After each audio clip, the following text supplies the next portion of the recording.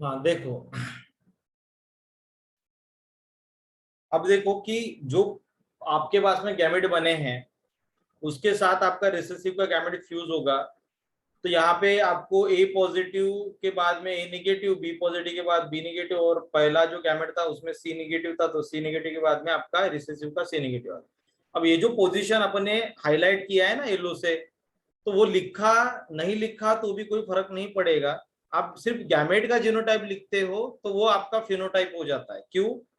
क्योंकि रिसेसिव का आपके गैमेट के जीनोटाइप के ऊपर कोई भी या फिनोटाइप के ऊपर कोई भी अफेक्ट पड़ने वाला नहीं है। तो कभी कभी क्या किया जाता है, सिर्फ गैमेट का लिखा जाता है। कौन से गैमेट का? जो हमारा पेरेंटल था।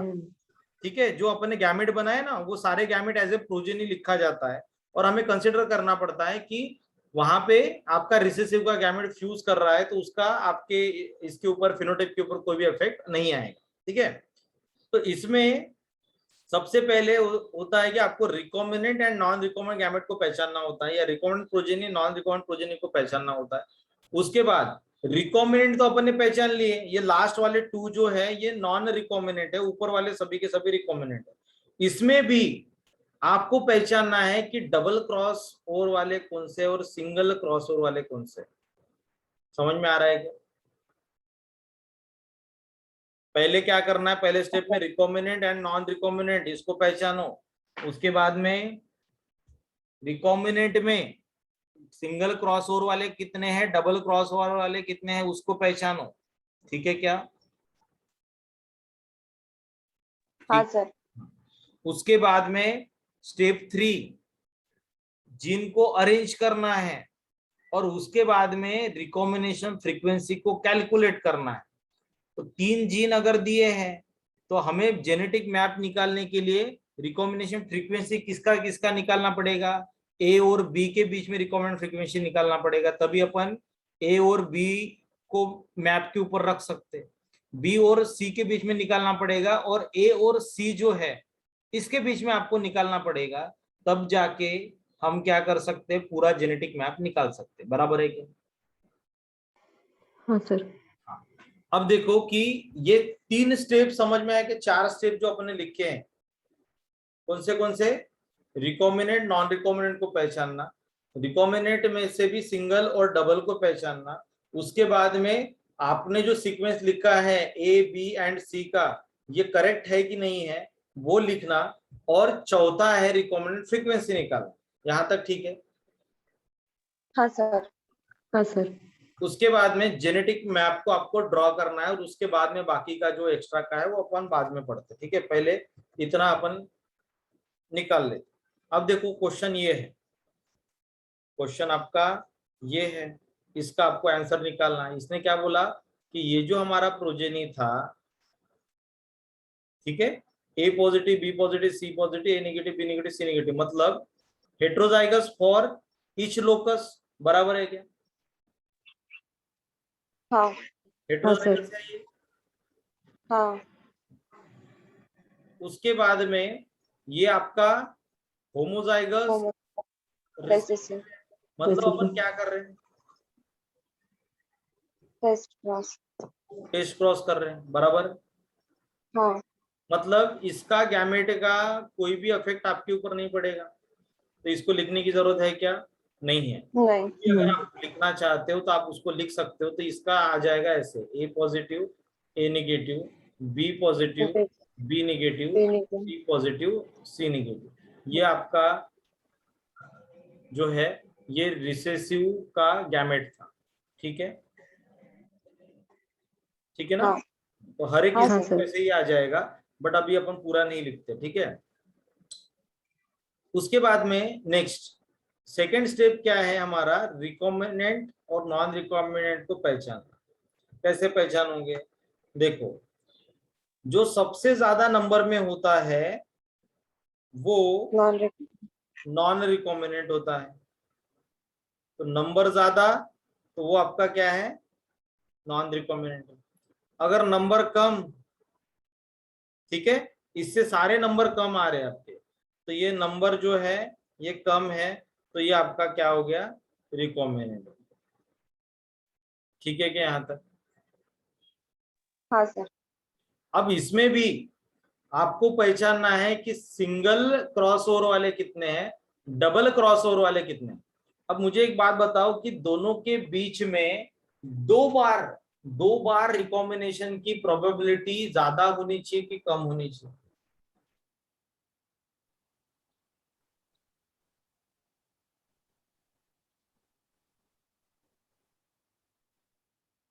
क्या सर? दो जीन में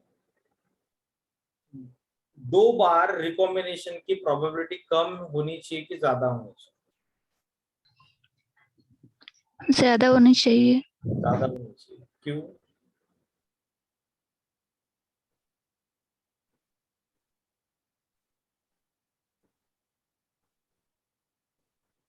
ये देखो, ए पॉजिटिव और बी पॉजिटिव, इसमें मुझे एक बात बताओ कि यहाँ पे भी रिकॉम्बिनेशन होना चाहिए और यहाँ पे भी रिकॉम्बिनेशन होना चाहिए, दो बार रिकॉम्बिनेशन होना चाहिए।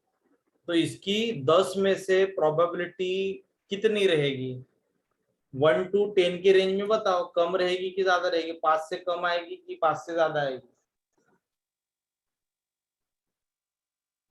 5 से कम आएंगी सर। 5 से कम आएगी, क्योंकि डबल क्रॉसओवर होना है ना। जैसे अपन बोलते हैं कि हाँ। हमें कोई तो भी गाली देके जा रहा है, ठीक है, बट गाली देगा इसका मतलब क्या? एक ही बार देगा, वो दूसरी बार आके फिर से गाली देने की प्रोबेबिलिटी कम है, क्योंकि उसको पता है सेकेंड टाइम अगर वो आएगा तो मार खा के जाएगा, बराबर है कि नहीं? तो इसका मतलब हाँ सर। रिकॉम्बिनेशन का भी वैसे ही है, एक बार रिकॉम्बिनेशन आप कर सकते हो, उसके अगर जिन लिंक है तो उसके तो चांसेस कम है, फ्रीक्वेंसी आपकी उसकी तो कम आ रही है। बट डबल क्रॉसओवर होना, एक छोड़ के दो बार रिकॉम्बिनेशन करना है आपको, तो उसकी प्रोबेबिलिटी कम रहेगी। तो उसकी प्रोबेबिलिटी कम, तो डबल क्रॉसओवर वाले प्रोजेनी का नंबर भी कम। ठीक है क्या? हाँ सर। हाँ सर। तो डबल क्रॉस ओवर वाले जो गैमेट रहेंगे वो कम बनेंगे। तो डबल क्रॉस ओवर वाले गैमेट अगर कम बनते हैं तो इसका मतलब क्या होगा रे? आपका जो नंबर ऑफ प्रोजेनी है ये भी कम बन जाएगा। ठीक है क्या यहां तक? तो सबसे कम जो नंबर है वो सबसे कम दो दो ही पकड़ना है आपको, क्योंकि डबल क्रॉस ओवर वाले दो गैमेट्स मिलेंगे तो दो मिलेंगे, नहीं तो एक भी नहीं मिलेगा। समझ में आ रहा है ना? तो जैसे अपन बोलते हैं रिकॉम्बिनेंट गैमेट दो लोकस के लिए अगर अपन देखते तो दो टाइप के होते हैं, नहीं तो एक भी टाइप का नहीं रहेगा। तो वैसे ही डबल क्रॉस ओवर वाले दो रहेंगे और सबसे कम नंबर जिसका है वो डबल क्रॉस ओवर वाले। यहां तक समझ में आया क्या? हाँ सर। सिंगल क्रॉस ओवर मतलब रिकॉम्बिनेंट नॉन रिकॉम्बिनेंट को कैसे पहचानना, उसके बाद में रिकॉम्बिनेंट में भी डबल क्रॉस ओवर वाले को कैसे पहचानना, समझ में आ गया? हाँ हाँ उसके बाद में क्या सर। बोला था? उसके बाद में बोला था कि आपको जिन को अरेंज करना है। ठीक है, अब देखो कभी कभी आंसर ना अपने को थर्ड स्टेप में ही मिल जाता है, जिन को अरेंज करने वाला जो स्टेप है इसमें ही मिल जाता है। आपको ये ऐसा प्रॉब्लम दिया होता है और आपको क्या बोला होता है कि जेनेटिक मैप निकाल के बताओ इसका। अब इसने सीक्वेंस क्या दिया था हमें? ए बी और सी का, बट जरूरी नहीं कि सीक्वेंस वही होगा। अपन तो जेनेटिक मैप इसके पहले निकाला अपन ने, और उसमें अपने क्या देखा कि ए के बाद में बी आए ये जरूरी नहीं है, ए के पहले भी बी आ सकता है। तो जेनेटिक मैप तो कैसे भी हो सकता है, सी बी ए हो सकता है, सी ए बी हो सकता है, या बी ए सी हो सकता है, या सिंपली ए बी सी भी हो सकता है। वो हमें नहीं पता कैसे आएगा, बट हमें वो निकालने के लिए बोला है। तो अपन कैसे निकालेंगे? ये सीक्वेंस ऑफ स्टेप से हमें जाना पड़ता है। उसमें आपका जो नेक्स्ट स्टेप है वो है अरेंजमेंट ऑफ जीन। जीन का जो सीक्वेंस है ये करेक्ट है या रॉन्ग है, उसको आपको पहले सॉल्व करना है। अब देखो डबल क्रॉसओवर में हमने क्या पढ़ा रे? डबल क्रॉसओवर में जो गैमेट है वो कैसे पहचानते हैं अपन?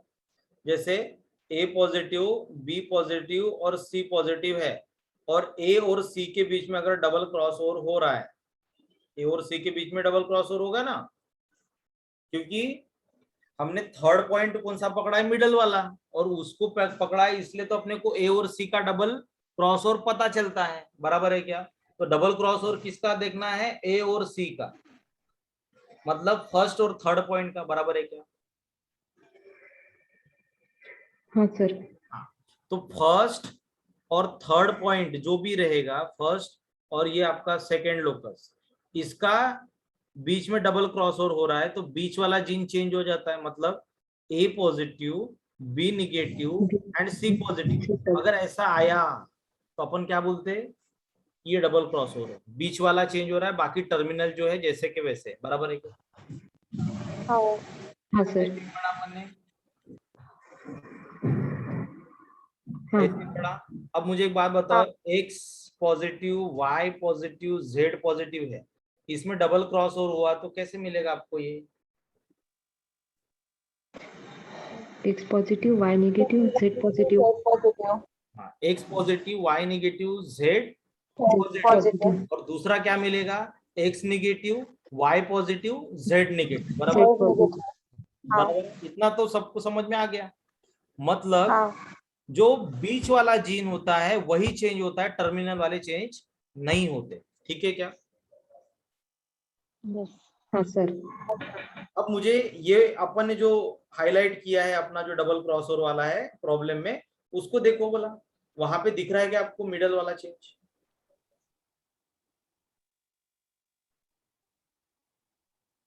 हाँ कहाँ पे दिख रहा है? नहीं दिख रहा है सर। नहीं है सर, नहीं नहीं है। है, नहीं है। टर्मिनल वाला नहीं दिख रहा है। मतलब ये जो नहीं। सीक्वेंस है ये गलत लिखा है, सीक्वेंस को चेंज करो। हाँ सीक्वेंस को कैसे हम्म। चेंज करेंगे, देखो अभी मिडल वाला चेंज दिखना चाहिए, मतलब A positive, C negative, B positive, A negative, C positive, C B B negative, ये नेगेटिव। हो गया आपका करेक्ट सीक्वेंस। अब दिख रहा है कि डबल क्रॉस हो? हाँ सर। तो ये सीक्वेंस लिखने के पहले हम कंफर्म होने चाहिए, हम कॉन्फिडेंस रहना चाहिए हमें कि डबल क्रॉस ओवर वाले कौन से है। अब ये डबल क्रॉस ओवर वाले पे अपन ने को कॉन्फिडेंस है कि 5 और 3 सबसे कम नंबर है, डबल क्रॉस ओवर है पक्का, और डबल क्रॉस ओवर है तो बीच वाला जिन चेंज होना चाहिए। तो सीक्वेंस लिखो फिर, ए positive, C negative, B positive, यहाँ पे टर्मिनल दिख रहा है तो आपको वो सीक्वेंस करेक्ट नहीं है, करेक्ट निकालो। मतलब जेनेटिक में आप तो यही पे निकल गया ना रे अपना, निकल गया हाँ कि नहीं सर। निकल गया? ए निकला। Positive, C positive and B positive, ये अपना जेनेटिक में आप निकल गया। A negative, C negative and B negative, ये अपना जेनेटिक में आप है। ए के बाद सी आता है, सी के बाद में बी आता है, बराबर है क्या? हाँ सर। बट अगर जेनेटिक मैप में आपको जो ऑप्शन दिए है ना, वो ऑप्शन में क्या दिया है, यहाँ पे रिकॉम्बिनेंट फ्रीक्वेंसी लिख के दी है आपको, ठीक है? और रिकॉम्बिनेंट फ्रीक्वेंसी अगर आपको लिख के दी है, ये पहला ऑप्शन, ये सेकंड ऑप्शन हो गया आपका, जिसमें ये दिया है 20 सेंटीमॉर्गन और ये दिया है 10 सेंटीमॉर्गन। अब फिर कौन सा चूज करोगे? अब चूज करने के लिए आपको रिकॉम्बिनेंट फ्रीक्वेंसी निकालनी पड़ेगी, बराबर है कि नहीं? हाँ सर। है ना? सीक्वेंस तो अपने करेक्ट लिख लिया। अब देखो मैं आपको बताता क्वेश्चन में आंसर कैसे सिलेक्ट करना। अब ये आपका सेकेंड ऑप्शन हो गया। थर्ड ऑप्शन देखो, थर्ड ऑप्शन क्या है? थर्ड ऑप्शन में ए बी सी, ये 10 दिया है, ये 20 सेंटीमॉर्गन दिया है, और ये ए बी सी है, ये 20 दिया है, ये 10 दिया है, ठीक है? अब ये तो दो गलत हो गए, निकल गए अपने ऑप्शन में से, क्योंकि हमने सीक्वेंस क्या देखा यहाँ पे, ए सी बी वाला, बराबर। हाँ ये तो दो निकल गया ना, ये तो गलत ही है, क्योंकि सीक्वेंस करेक्ट है क्या? वो नहीं है। ऊपर वाले दो का सीक्वेंस करेक्ट है, और वहां पे अभी हमें क्या करना है, कोई भी एक ए और सी के बीच में निकालो, सी और बी के बीच में निकालो, ठीक है? कोई भी एक ही रिकॉम्बिनेंट फ्रीक्वेंसी निकालनी है, ठीक है? समझ में आ रहा है? अगर ए और सी का 10 आ गया मतलब ऊपर वाला बराबर है, और ए और सी का अगर 20 आ गया मतलब नीचे वाला बराबर है, सेकंड ऑप्शन, बराबर है क्या?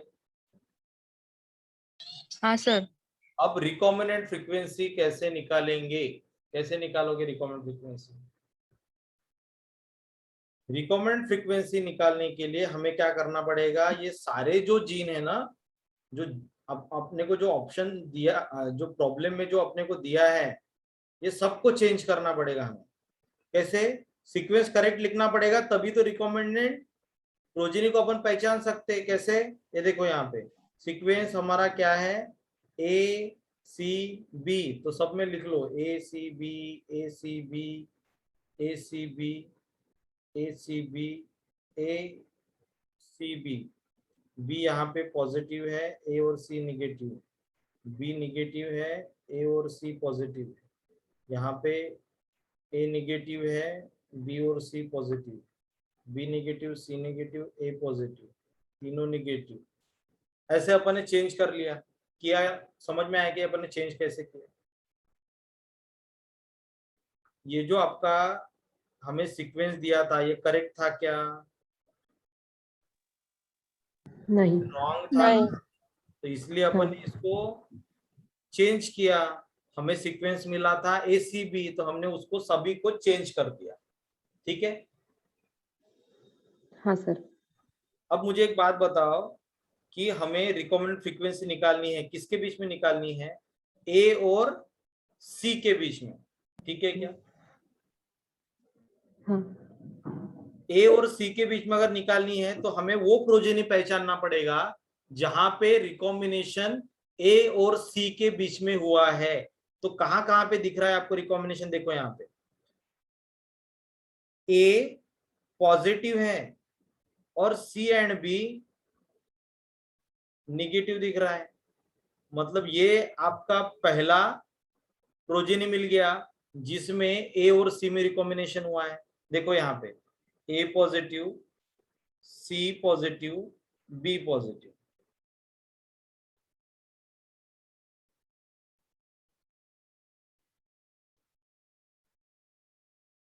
ये देखो रिकॉम्बिनेशन अगर A और C के बीच में हो रहा है, ठीक है, तो क्या होगा? A पॉजिटिव के साथ C एंड B निगेटिव आ जाएगा और A निगेटिव के साथ C और B पॉजिटिव आ जाएगा। बराबर है क्या? हाँ हाँ। सर। है ना? तो हमें कौन से देखने पड़ेंगे? कौन से दो? A positive, C negative, B negative, A negative, C positive, B positive. बराबर है? हाँ। अगर फॉर एग्जांपल रिकॉम्बिनेशन अपना यहाँ पे भी हुआ,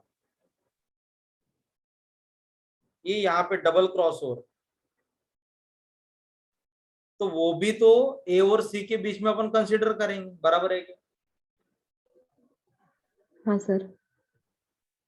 डबल क्रॉस ओवर अगर हो रहा है तो वो भी तो A और B के बीच में ही हुआ ना। मतलब आपको डबल क्रॉस ओवर वाले को तो कंसीडर करना ही है, बट उसके साथ साथ आपको दो प्रोजेनी ऐसे ढूंढने हैं जहां पे A और C के बीच में रिकॉम्बिनेशन हुआ है। तो कौन से है दो? ये वाले। सबको समझ में आया क्या? सबको समझ में आया क्या? हाँ सर। अब मुझे एक बात बताओ, बी और सी वाले कितने हैं? बी और सी वाले पहचान सकते हैं? बी और सी के बीच में अगर रिकॉम्बिनेशन होता है तो क्या मिलेंगे gamete? A positive, C positive, B negative, C positive, B A negative, negative, C negative, B positive. बराबर है क्या? B positive. यस। बराबर है क्या? Last one. तो हाँ सर। ये लास्ट वाले दो है। हाँ। हाँ। हाँ चलो यहां तक सबको समझ में आया क्या? हाँ सर। अभी अपन ने जो हमारे पास में क्या बोलते, जो रिकॉम्बिनेंट प्रोजेनी जो थे, ठीक है, उसको अपन ने पहचान के क्या किया, जो भी स्पेसिफिक लोकस के बीच में रिकॉम्बिनेशन हुआ था उसको अपन ने यहाँ पे देख लिया। अब हमें क्या करना है? ए और सी और B and A and B के बीच में रिकॉम्बिनेंट फ्रीक्वेंसी कैसे निकालते, वो यहाँ पे देखना है। तो अभी हमें हर एक लोकस के बीच में रिकॉम्बिनेंट फ्रीक्वेंसी कैसे कैलकुलेट करते वो देखना है। तो रिकॉम्बिनेंट फ्रीक्वेंसी बिटवीन पहले निकालते ए एंड सी के बीच में, उसके बाद में निकालेंगे सी एंड बी के बीच में, और उसके बाद में निकालेंगे ए एंड सी के बीच में। बराबर है क्या?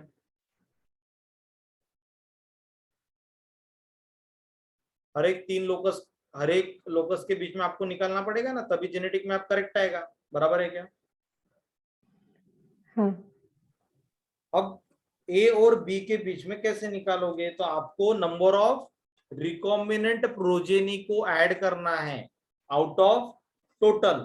टोटल देखो इसका कितना है, तो टोटल करो फटाक से।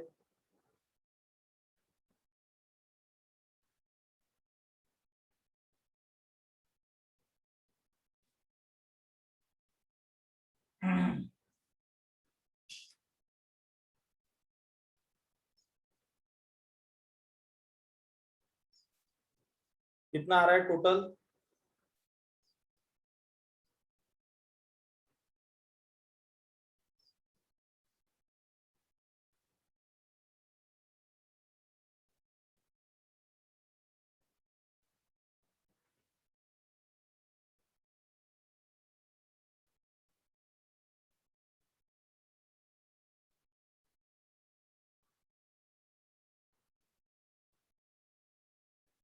हम्म 784 कितना? 784 780। हाँ, अब देखो 780 आया ना अपना record frequency between A and C. तो टोटल कितने हैं? 780 मल्टीप्लाई बाय ये 100। और अपने पास में जो प्रोजेनी है, कौन से प्रोजेनी रे? ए और सी वाले। ए और सी के बीच में वाले कितने हैं देख लो। ए और सी वाले कितने हैं? एक ए 80 नंबर है, दूसरे का 52 है। 52। बराबर है क्या? यस। एक है 80 और दूसरा है 52। 132। तो ये 80 plus 52 plus double cross over वाले भी कंसिडर करने पड़ेंगे। बराबर है क्या? क्योंकि वहां पे भी तो रिकॉम्बिनेशन हो रहा था ना ए और सी के बीच में। तो डबल रिकॉम्बिनेशन वाले भी कितने हैं हमारे पास में? 5 और 3। बराबर है क्या? हाँ। ठीक है यहाँ तक। इसको चेंज हाँ कर लो, सर। ये अपने पास में सॉल्व किया हुआ प्रॉब्लम है ऑलरेडी। ये 50 कर दो इसको, 50। टोटल हो जाएगा आपका 755। ठीक है, ये 755।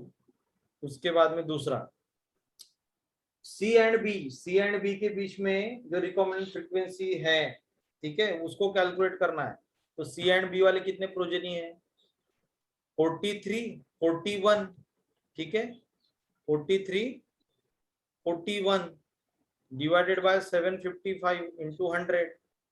ये फॉर्मूला किसका लगाया अपन ने?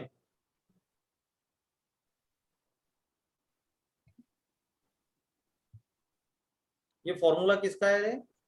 recombinant frequency progeny divided by total progeny, total number of protein है ना, इंटू हाँ 100। 100 फ्रीक्वेंसी का फॉर्मूला अपना।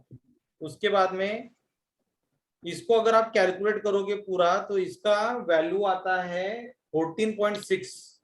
घर में करके देखना, इसका 14.6% आ गया। इसका जो है, इसका आता है 12.2।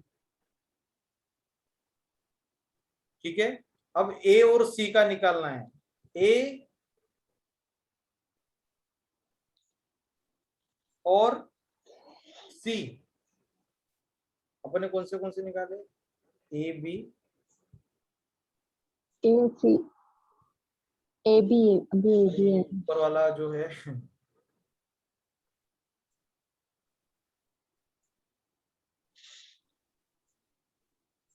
ये है ए बी वाला ना, नहीं हाँ बराबर है, हाँ सर, नीचे ए बी, ए और ए सी, सी ये सी बी, और सी और ये बी। लास्ट वाला ए हाँ सी, ए बी बराबर। A B. तो ये लास्ट वाला है अपना ए सी, क्योंकि अपना जीन सीक्वेंस जो है ये ऐसे था, ए सी एंड बी, बराबर। तो अभी हमें लास्ट निकालना है ए बी का, ए बी का निकालना है, बराबर।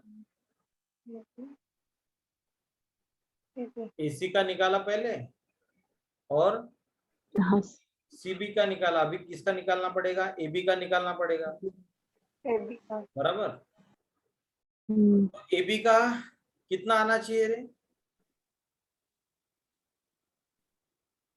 14.6, 12.2, इसका आप एडिशन कर दो तो आ जाएगा ए बी का, आएगा ना वैसे। हाँ सर, हाँ। फिर भी अपन अगर अपने को ए बी का निकालना है तो अपन निकाल के देखते हैं कैसे निकालेंगे। देखो ए और बी इसके बीच में रिकॉम्बिनेशन अगर होता है तो कौन से प्रोजेनी को कंसिडर करो। अगर मैंने बोला कि ए और सी के बीच में रिकॉम्बिनेशन हो रहा है तो अपन बोल सकते क्या कि ए और सी के बीच में, ए और बी के बीच में हो रहा है। अगर यहाँ पे रिकॉम्बिनेशन हो गया तो अपन बोल सकते क्या कि ए और बी के बीच में हुआ रिकॉम्बिनेशन। हाँ हाँ बोल सर, सकते हैं ना, क्योंकि आपका हाँ सी के साथ में बी भी ऊपर चला जाएगा नीचे का, और ऊपर का नीचे आ जाएगा, बराबर। मतलब गैमेट ऐसे बनते हैं ना, ए पॉजिटिव और सी के बीच में रिकॉम्बिनेशन हुआ तो सी निगेटिव भी जाता है और उसके बी साथ बी पॉजिटिव। निगेटिव भी जाता है, बराबर है क्या। मतलब ये वाला रिकॉम्बिनेशन पकड़ना पड़ेगा और दूसरा ये भी पकड़ना पड़ेगा, बराबर है क्या। कि अगर ए पॉजिटिव सी पॉजिटिव होता है तो उसके साथ साथ आपका ये बी निगेटिव आ जाता है। मतलब ए एंड बी के बीच में यहाँ पे रिकॉम्बिनेशन हुआ, अगर सी नहीं होता तो अपन तो इसको रिकॉम्बिनेंट पकड़ते ना, बराबर है क्या, बराबर है हाँ सर, हाँ। हाँ सर। मतलब ए और सी के बीच में हुआ तो भी वो रिकॉम्बिनेशन ए एंड बी के बीच वाला है, सी एंड बी के बीच में हुआ तो भी वो रिकॉम्बिनेशन ए एंड बी के बीच वाला है, और डबल रिकॉम्बिनेशन हुआ तो वो भी आपका ए एंड बी के बीच में है। तो आपको सभी को ऐड करना पड़ेगा। 80 नहीं, कितना लिखा था रे वो, 50 लिखा था,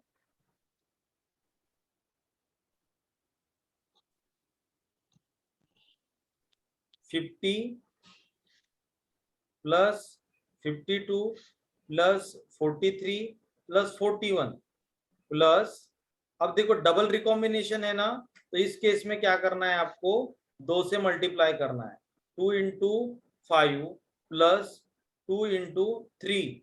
अब ये ए और बी के बीच में अपन निकाल रहे और वहां पे डबल रिकॉम्बिनेशन हो रहा है, इसलिए अपन 2 से मल्टीप्लाई कर रहे। ऊपर अपन ने डबल क्रॉस ओवर वाले को 2 से मल्टीप्लाई क्यों नहीं किया, क्योंकि अगर ए और सी के बीच में अगर डबल रिकॉम्बिनेशन होता है तो उसका एक ही बार चेंज होता है सी के ऊपर, बराबर। तो इसलिए हमने वहां पे सिर्फ एक ही बार उसको ऐड किया, बट यहाँ पे 2 बार रिकॉम्बिनेशन हो रहा है, इसलिए यहाँ पे 2 बार आपको ऐड करना पड़ेगा। डिवाइडेड बाय 755 इंटू 100, और इसका जो वैल्यू है ये वैल्यू आ जाएगा 26.8। ठीक है क्या यहाँ तक। हाँ हाँ सर। सर। तो जेनेटिक मैप अगर आपको अभी निकालना है तो जेनेटिक मैप ऐसे आ जाएगा, ए और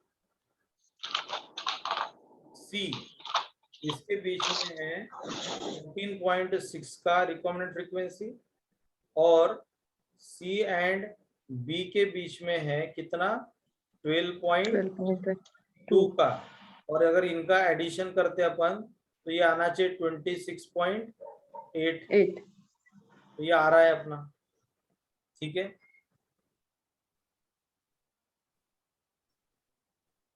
ठीक है क्या।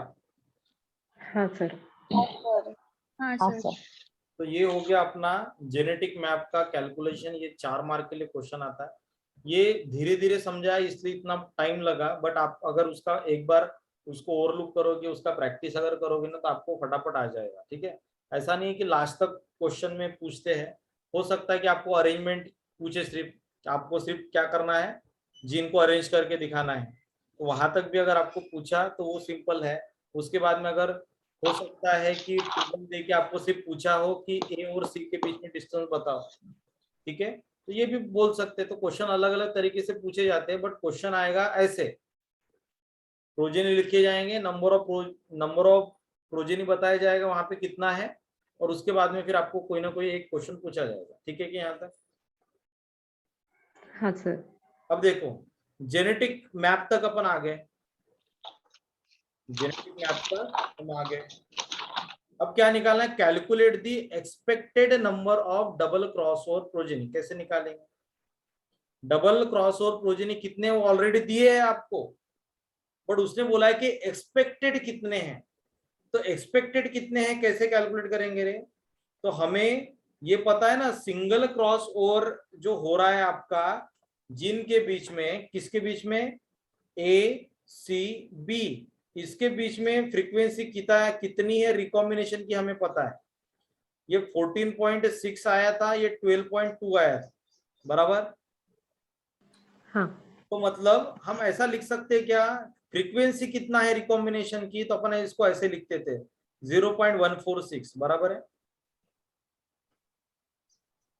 अपने वो हाँ। क्वेश्चन हाँ किया सर। था उसका 86% आपके recombinant progeny, sorry non recombinant progeny आए थे, तो उसको अपन ने डिवाइड कर लिया था 2 में, तो उसको अपन ने 0.86 लिखा था, याद आ रहा है क्या?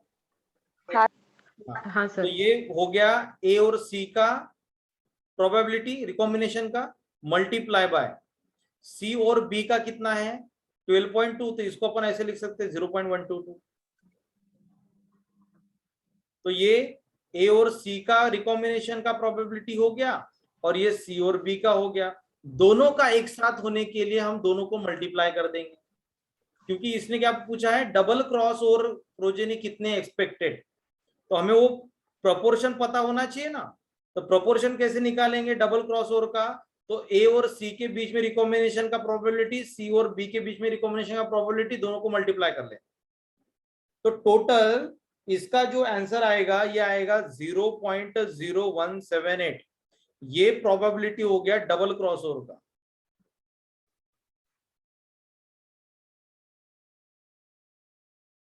समझ में आया क्या?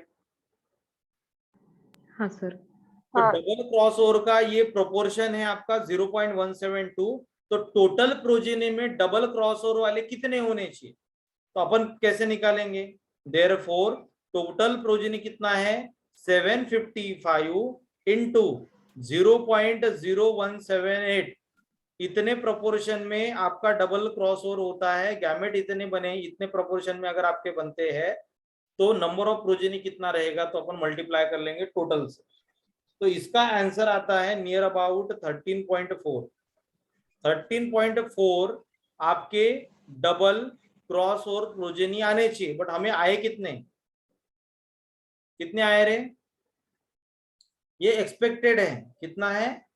ये एक्सपेक्टेड है, बट आए कितने?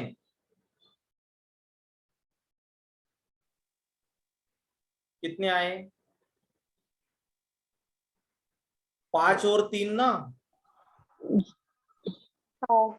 5 और 3 कितने आए? 8। ठीक है क्या? हाँ। बट ऑब्जर्व डबल क्रॉस और प्रोजेनी इज कितना आया? 5 + 3 8, 8। बराबर है क्या? तो एक्सपेक्टेड तो निकाल लिया, ये 6 वाला जो स्टेप था ये इसको निकाल लिया अपन। स्टेप 7 क्या है? Coefficient of coincidence. मतलब कोएफिशिएंट ऑफ कोइंसिडेंस मतलब क्या रे? कितने आपको मिलने चाहिए, एक्सपेक्टेड कितने थे और कितने मिल रहे। तो इसके लिए अपन क्या करते हैं, number of observe double cross over मतलब कितना है 8 डिवाइडेड बाय एक्सपेक्टेड कितने किए थे 13। तो 13 तो एक्सपेक्ट किए थे, बट आए कितने? 8। मतलब कितना परसेंटेज आया? जैसे अपन बोलते हैं ना 100 फ्रूट है, ठीक है, 100 फ्रूट है, उसमें से अच्छे कितने निकले? 100 हमारे पास में पूरा बॉक्स आया था, उसमें से अच्छे कितने निकले? 80 अच्छे निकले। तो अपन बोलते हैं कि प्रोपोर्शन कितना है उसका, कितने परसेंट अच्छे निकले। तो अपन क्या करेंगे, 80 अच्छे निकले तो 80 डिवाइडेड बाय 100 कर देंगे। तो वैसे ही ये करना पड़ता है, कोएफिशिएंट ऑफ कोइंसिडेंस।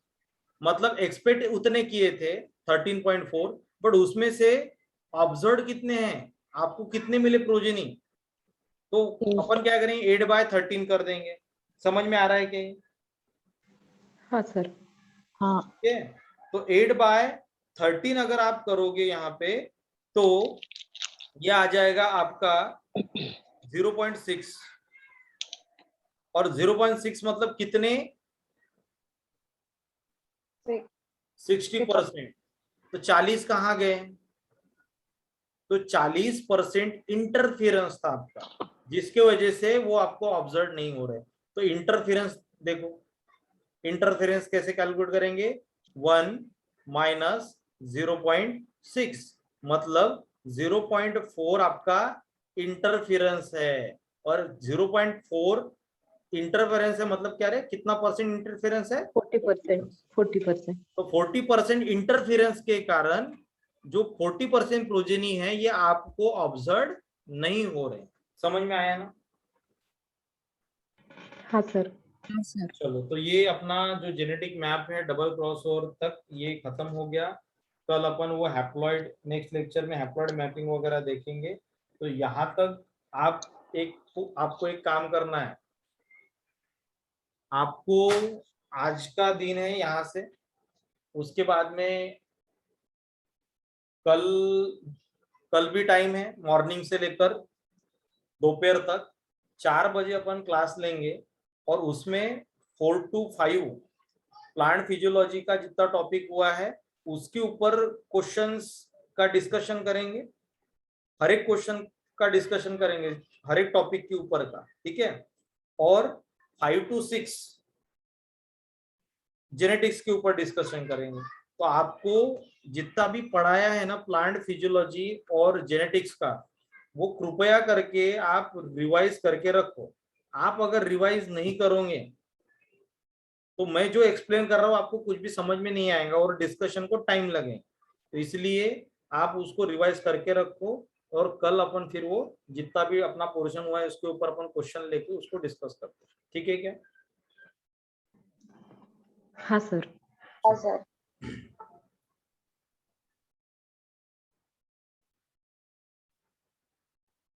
ठीक है फिर। हाँ।